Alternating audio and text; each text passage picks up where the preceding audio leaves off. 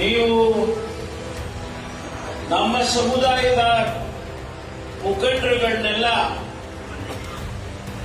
ಒಟ್ಟಿಗೆ ಸೇರಿಸಬೇಕು. ಇವತ್ತಿನ ಪರಿಸ್ಥಿತಿಯಲ್ಲಿ ಪರಿಶಿಷ್ಟ ಜಾತಿಗೆ ಸೇರಿದಂತ ಸಮುದಾಯ ಎಲ್ಲ ಕರ್ನಾಟಕದಲ್ಲಿ ಛಿದ್ರ ಆಗಿದ್ದಾವೆ.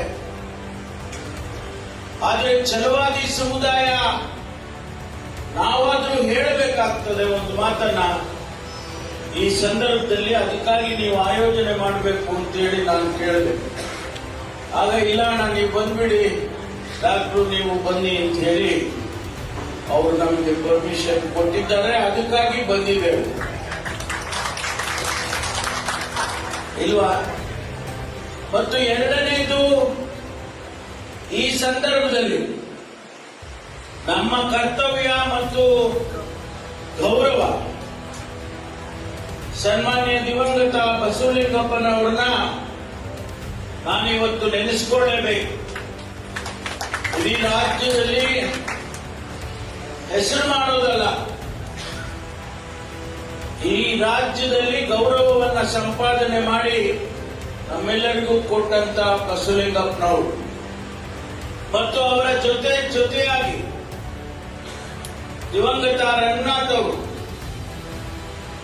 ನಮಗೆ ಎರಡು ಕಣ್ಣುಗಳ ರೀತಿಯಲ್ಲಿ ಆ ಸಂದರ್ಭದಲ್ಲಿ ಹೋರಾಟ ಮಾಡಿ ಅವತ್ಯಾವ ಲೆಫ್ಟು ಇಲ್ಲ ರೈಟು ಇಲ್ಲ, ಒಂದೇ ಪರಿಶಿಷ್ಟ ಜಾತಿಗೆ ಸೇರಿದಂತಹ ಸಮುದಾಯಗಳಿಗೆ ಒಂದು ಧೈರ್ಯವನ್ನ ತಂದುಕೊಟ್ಟಿದ್ದು ಯಾರಾದರೂ ಇದ್ರೆ ಅದು ಬಸವಲಿಂಗಪ್ಪನವರು, ರಂಗನಾಥ್ ಅವರು.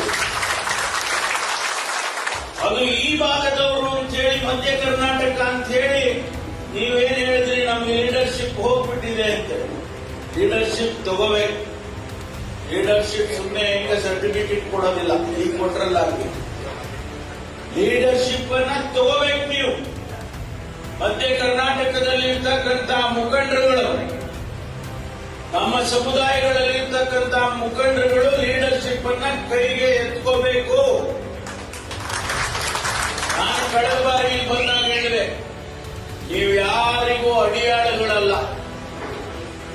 ಯಾರಿಗೂ ಅಡಿಯಾಳುಗಳಲ್ಲ. ನೀವು ಬಾಬಾ ಸಾಹೇಬ್ ಅಂಬೇಡ್ಕರ್ ಅವರು ಶಕ್ತಿಯನ್ನ ಕೊಟ್ಟಿದ್ದಾರೆ, ನಿಮಗೆ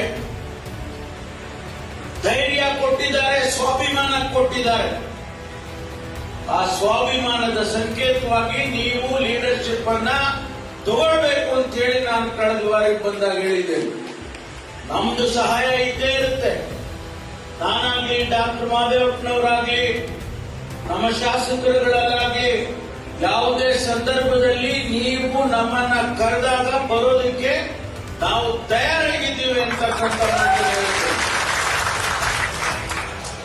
ಹಾಗಾಗಿ ಇವತ್ತು ಡಾಕ್ಟರ್ ಮಹದೇವಪ್ಪನವರು ವಿವರವಾಗಿ ಹೇಳಿದ್ದಾರೆ. ಬಾಬಾ ಸಾಹೇಬ್ ಅಂಬೇಡ್ಕರ್ ಅವರ ನೀತಿ ನಿಯಮಗಳನ್ನ ಇಡೀ ಪ್ರಪಂಚ ಮೆಚ್ಚಿಕೊಂಡಿದೆ. ಸಮಾನತೆಯನ್ನ ಪ್ರತಿಪಾದಿಸಿದಂತ ಬಾಬಾ ಸಾಹೇಬ್ ಅಂಬೇಡ್ಕರ್ ಅವರನ್ನ ಪ್ರಪಂಚ ಗುರುತಿಸಿದೆ, ನಾವು ಗುರುತಿಸೋದಲ್ಲ.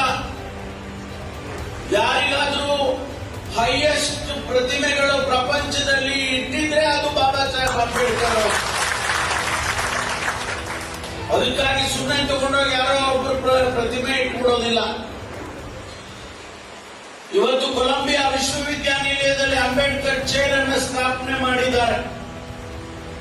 ವಿಶ್ವದ ಅನೇಕ ಜನ ಆರ್ಥಿಕ ತಜ್ಞರು ಅಲ್ಲಿ ಆ ಅಂಬೇಡ್ಕರ್ ಚೇರ್ ನಲ್ಲಿ ಆ ಕೇಂದ್ರದಲ್ಲಿ ಅಭ್ಯಾಸ ಮಾಡ್ತಾರೆ. ಕಿಂಗ್ಸ್ ಕಾಲೇಜಿನಲ್ಲಿ ಲಂಡನ್ ನಲ್ಲಿ ವ್ಯಾಸಂಗ ಮಾಡುವಂತಹ ಸಂದರ್ಭದಲ್ಲಿ ಇವತ್ತು ಕೂಡ ಬಾಬಾ ಸಾಹೇಬ್ ಅಂಬೇಡ್ಕರ್ ಅವರನ್ನ ನೆನೆಸಿಕೊಳ್ತಕ್ಕಂಥ ಜನಗಳಿದ್ದಾರೆ.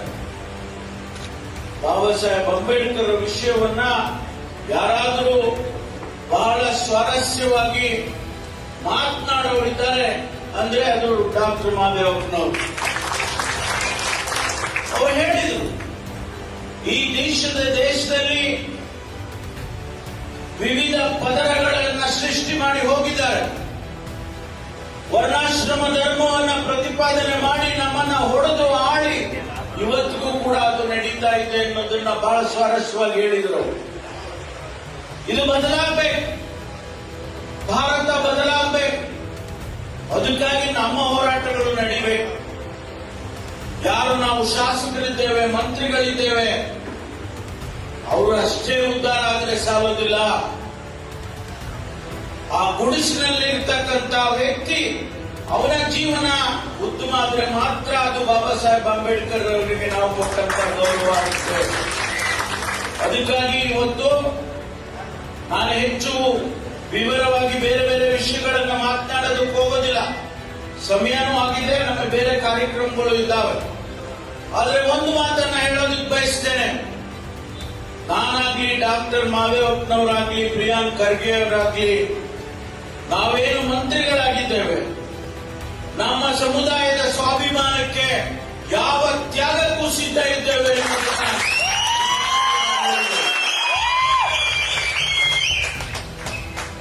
ಇವತ್ತು ಒಂದೇ ಒಂದು ಸೆಂಟೆನ್ಸ್ ನಲ್ಲಿ ಹೇಳ್ತೇನೆ, ಹೆಚ್ಚಿಗೆ ಹೇಳೋದಿಲ್ಲ.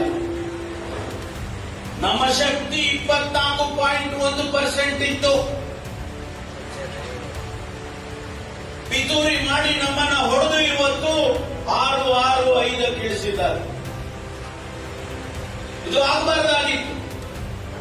ದುರ್ದೈವದ ಸಂಗತಿ, ಪರಿಶಿಷ್ಟ ಜಾತಿಯನ್ನ ಹೊಡೆದು ಚಿತ್ರ ಮಾಡತಕ್ಕಂತ ಕೆಲಸವನ್ನು ಭಾರತೀಯ ಜನತಾ ಪಾರ್ಟಿಯವರು ಮಾಡಿದ್ದಾರೆ. ಅರ್ಥ ಮಾಡ್ಕೋಬೇಕು. ನಾವು ಹೇಗೆ ಬಾಳಬೇಕು ಮುಂದಿನ ದಿನಗಳಲ್ಲಿ ಅನ್ನೋದನ್ನ ನಾವು ಅರ್ಥ ಮಾಡ್ಕೋಬೇಕು. ಅದಕ್ಕಾಗಿ ಇವತ್ತು ನಾನು ತಮ್ಮಲ್ಲಿ ಛಲವಾದಿ ಸಮುದಾಯದವರನ್ನ ಕೇಳೋದಕ್ಕೆ ಬಂದಿದ್ದೇನೆ. ನೀವು ಒಗ್ಗಟ್ಟಾಗಿರ್ಬೇಕು. ಯಾರೋ ಬಂದು ಹೇಳ್ಬೋದು ನಿಮಗೆ, ಆದ್ರೆ ಯಾರ ಮಾತನ್ನು ಕೂಡ ನೀವು ಕೂಡದು ನಮ್ಮ ಸಮುದಾಯ ಒಗ್ಗಟ್ಟಾಗಿ ಇರಲೇಬೇಕು ಅನ್ನುವಂತ ಮಾತನ್ನ ಹೇಳೋದಕ್ಕೆ ಬರ್ತೇನೆ. ಬಾಬಾ ಸಾಹೇಬ್ ಅಂಬೇಡ್ಕರ್ ಅವರಿಗೆ ಅವಮಾನ ಮಾಡಿದ್ರೆ ಸಹಿಸ್ತೀರಾ? ನೀವು ಸಹಿಸ್ತೀರೇನ್ರಿ? ಆ ಕಿಚ್ಚು ನಿಮ್ಮಲ್ಲಿ ಪ್ರತಿಯೊಬ್ಬರಿಗೂ ಬರಬೇಕು. ಇವತ್ತು ಮಾನ್ಯ ಶಿವಶಂಕರಪ್ಪನವರು ಈ ಭಾಗಕ್ಕೆ ಮಾಡಿರ್ತಕ್ಕಂಥ ಕೆಲಸ, ಸೇವೆ, ಇವತ್ತು ಅವರು ನಮ್ಮನ್ನ ಅಗಲಿ ಹೋಗಿದ್ದಾರೆ. ಅವರು ವಯಸ್ಸಾಯಿತು, ಅವರು ಭಗವಂತ ಅವರಿಗೆ ಅಷ್ಟೇ ಆಯಸ್ಸು ಅಂತೇಳಿ ಕರ್ಕೊಂಡ. ಆದರೆ ಇವತ್ತು ನಾವು ನಮ್ಮ ಹೈಕಮಾಂಡ್ ಅವರು ಅವರ ಕುಟುಂಬವನ್ನ ಗುರುತಿಸಿ ಆ ಸಮರ್ಥನಿಗೆ ಟಿಕೆಟ್ ಅನ್ನ ಕೊಟ್ಟಿದ್ದಾರೆ. ನಮ್ಮ ಕರ್ತವ್ಯ ಏನು? ಕಾಂಗ್ರೆಸ್ ಅನ್ನು ಗೆಲ್ಲಿಸಿಕೊಳ್ಬೇಕಾದಂಥದ್ದು ನಮ್ಮ ಕರ್ತವ್ಯ.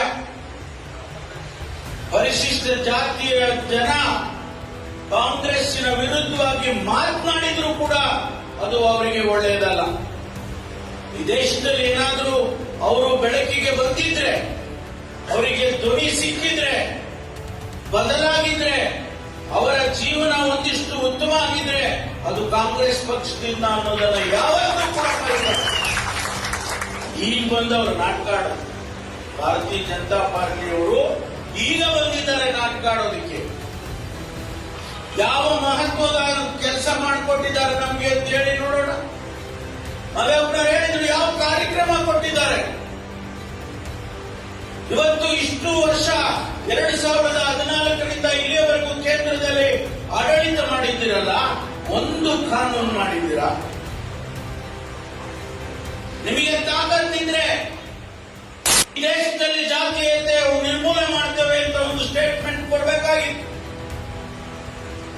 ನಿಮಗೆ ಬೇರೆ ಬೇರೆದಕ್ಕೆ ದುಡ್ಡಿದೆ, ಬೇರೆ ಬೇರೆ ಕಾರ್ಯಕ್ರಮ ಘೋಷಣೆ ಮಾಡೋದಕ್ಕೆ ನಿಮಗೆ ಶಕ್ತಿ ಇದೆ. ಆದ್ರೆ ಈ ದೇಶದಲ್ಲಿ ಜಾತೀಯತೆ ದೇಶವನ್ನು ತಿಂತಾ ಇದೆ, ಇದು ಇರಬಾರ್ದು ನಾವು ಅಂತ ಹೇಳಿ ನೀವು ಘೋಷಣೆ ಮಾಡಿದ್ರ ಮಾಡಕ್ ಸಾಧ್ಯ ಇಲ್ವಾ? ಈ ದೇಶದಲ್ಲಿ ಬಡತನ ನಿರ್ಮೂಲನೆ ಮಾಡಬೇಕು, ಈ ದೇಶದಲ್ಲಿ ಜಾತೀಯತೆ ಹೋಗ್ಬೇಕು. ಈ ಎರಡು ಆದ್ರೆ ಮಾತ್ರ ಈ ದೇಶ ಉದ್ಧಾರ ಆಗ್ಬೇಕು. ಅದಕ್ಕಾಗಿ ನಿಮ್ಮಲ್ಲಿ ಯಾವುದು ರೋಡ್ ಮ್ಯಾಪ್ ಇಲ್ವಲ್ರಿ? ಇವತ್ತು ಯಾವ ಮುಖ ಇಟ್ಕೊಂಡು ಬಂದು ಮತ ಕೇಳ್ತೀರಿ? ಆ ಬಡವರಿಗೆ ಏನ್ ಕಾರ್ಯಕ್ರಮ ಮಾಡ್ತೀರಿ? ಕೊಟ್ಟಿದ್ರಿ ನೀವು ಅಧಿಕಾರದಲ್ಲಿದ್ದಾಗ. ನಾವು ಗುರುತಿಸಿ ನಮ್ ಗ್ಯಾರಂಟಿ ಕಾರ್ಯಕ್ರಮ ಬಡತನ ನಿರ್ಮೂಲನೆ ಮಾಡುವಂತ ಕಾರ್ಯಕ್ರಮ, ಅವರ ಆರ್ಥಿಕ ಶಕ್ತಿಯನ್ನು ಹೆಚ್ಚು ಮಾಡಬೇಕು ಅಂತೇಳಿ ನಾವು ಕೊಟ್ಟಿರ್ತಕ್ಕಂಥ ಕಾರ್ಯಕ್ರಮ. ಹೇಳಿದ್ರು. ನಾವು ಬಹಳ ಚರ್ಚೆ ಮಾಡಿದ್ವಿ. ನನ್ನನ್ನು ನಮ್ಮ ಪಕ್ಷದವರು ಪ್ರಣಾಳಿಕೆ ಬರೆಯೋದಕ್ಕೆ ಅವಕಾಶ ಕೊಟ್ಟರು. ಸಿದ್ದರಾಮಯ್ಯನವರು, ಶಿವಕುಮಾರ್ ಅವರು, ನಮ್ಮ ಅಖಿಲ ಭಾರತ ಕಾಂಗ್ರೆಸ್ ಪದವಿ ಅಧ್ಯಕ್ಷರು ಖರ್ಗೆ ಅವರು. ಆ ಸಂದರ್ಭದಲ್ಲಿ ನಾವೆಲ್ಲ ಚರ್ಚೆ ಮಾಡಿ ಯಾವ ಕಾರ್ಯಕ್ರಮ ಕೊಟ್ರೆ ಅದು ಬಡವರಿಗೆ ತಲುಪುತ್ತೆ, ಬರೇ ನಮ್ಗೆ ಓಟ್ ಹಾಕುತ್ತೆ ಅನ್ನೋ ಕಾರ್ಯಕ್ರಮ ಅಲ್ಲ ಅದು. ಆ ಬಡವರಿಗೆ ಬಜೆಟ್ ನಲ್ಲಿ ಸಿದ್ದರಾಮಯ್ಯನವರು 52,000 ಕೋಟಿ ರೂಪಾಯಿನ ಈ ಕಾರ್ಯಕ್ರಮಕ್ಕೆ ತೆಗೆದಿಡ್ತಾರೆ ಅಂತ ಹೇಳಿದ್ರೆ ಅದು ಸಾಮಾನ್ಯನ? ಅದು ಅದೇ ಬರೀ ಓಟ್ ಹಾಕಿಸ್ಕೊಳ್ಳೋಕೆನ?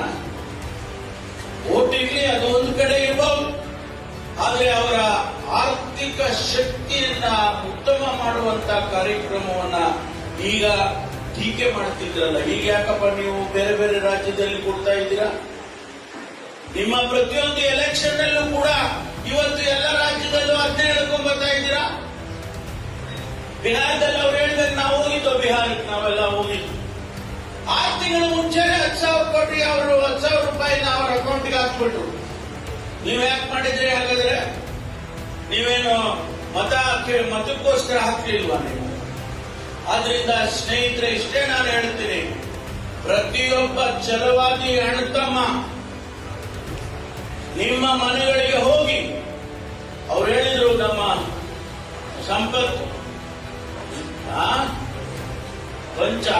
ಪಂಚ್ ಮಾಡಬೇಕು, ಯಾರ್ಯಾರ ಪಂಚ್ ಮಾಡಿಬಿಟ್ಟಿರ.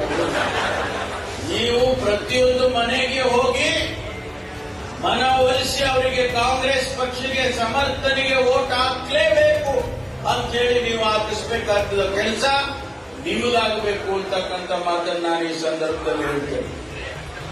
ಯಾಕೆಂದ್ರೆ ನನಗೆ ವಿಶ್ವಾಸ ಇದೆ, ನಂಬಿಕೆ ಇದೆ, 100ಕ್ಕೆ 100 ಸಮರ್ಥ ಗೆದ್ದಿದ್ದಾನೆ ಅಂತೇಳಿ ನನಗೆ ವಿಶ್ವಾಸ ಇದೆ.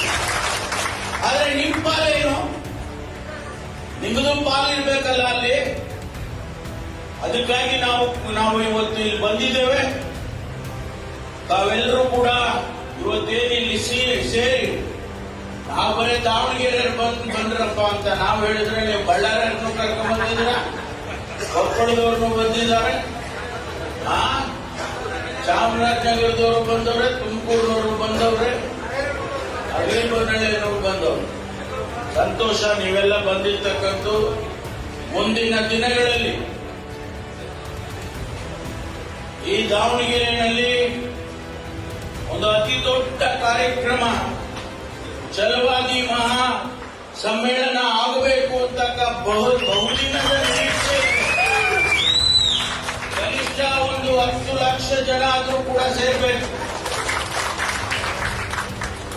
ಯಾಕೆ ಅಂತ ಹೇಳಿದ್ರೆ ಗೊತ್ತಾಗ್ಬೇಕ್ರಿ, ಇಷ್ಟು ಜನ ಇದಾರಪ್ಪ ಅಂತ ಗೊತ್ತಾಗಿಲ್ಲ. ಮೊನ್ನೆ ನೀವು ಬೆಂಗಳೂರಿನಲ್ಲಿ ಸೇರಿದ್ದಕ್ಕೆ ಸ್ವಲ್ಪ ಗೊತ್ತಾಯ್ತು, ಓಹೋ ಇವರು ಇಷ್ಟೊಂದು ಜನ ಇದಾರಪ್ಪ. ಸ್ಯಾಂಪಲ್ ಅದಕ್ಕೋಸ್ಕರ ಮುಂದಿನ ದಿನಗಳಲ್ಲಿ ಆ ಕೆಲಸ ಮಾಡೋಣ. ಯಾಕೆಂದ್ರೆ ಇದರ ಅವಶ್ಯಕತೆ ಇದೆ, ರಾಜಕೀಯವಾಗಿ ಇದರ ಅವಶ್ಯಕತೆ ಇದೆ, ಮತ್ತು ಅಭಿವೃದ್ಧಿ ದೃಷ್ಟಿಯಿಂದನೂ ಕೂಡ ಇದರ ಅವಶ್ಯಕತೆ ಇದೆ. ಅದಕ್ಕಾಗಿ ಮುಂದಿನ ದಿನಗಳಲ್ಲಿ ಮಾಡೋಣ ಅಂತಕ್ಕಂಥ ಮಾತನ್ನ ಹೇಳಿ, ನನಗೆ ಸಂಪೂರ್ಣವಾದ ಭರವಸೆ ನಿಮ್ಮ ಮೇಲಿದೆ. ಎಲ್ಲ ನಮ್ಮ ಸಮುದಾಯದವರು, ಯಾಕೆಂದ್ರೆ ಸಮುದಾಯದವರೇ ಸೇರಿದ್ದಾರೆ ಅಂತೇಳಿ ಆ ಮಾತನ್ನು ಹೇಳ್ತೇನೆ. ನಾವು ಆಚೆ ಹೋದಾಗ ಎಲ್ಲ ಸಮುದಾಯನೂ ರಿಕ್ವೆಸ್ಟ್ ಮಾಡಿಕೊಡ್ತೇನೆ ಒಬ್ಬ ಪಕ್ಷದ ಮುಖಂಡನಾಗಿ.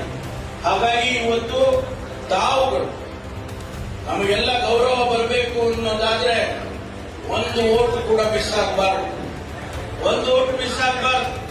ಅದನ್ನ ನೀವು ಸಮರ್ಥನೆಗೆ ಹಾಕುವುದರ ಮೂಲಕ ಅವನನ್ನ ಗೆಲ್ಲಿಸಿಕೊಡ್ಬೇಕು ಅಂತೇಳಿ ನಾನು ನಿಮ್ಮಲ್ಲಿ ಮನವಿ ಮಾಡಿಕೊಂಡು ತಮ್ಮೆಲ್ಲರಿಗೂ ಕೂಡ ನನ್ನ ಅಭಿನಂದನೆಗಳನ್ನು ಹೇಳಿ ನನ್ನ ಮಾತು ಮುಗಿಸ್ತೀನಿ. ಎಲ್ಲರಿಗೂ ನಮಸ್ಕಾರ.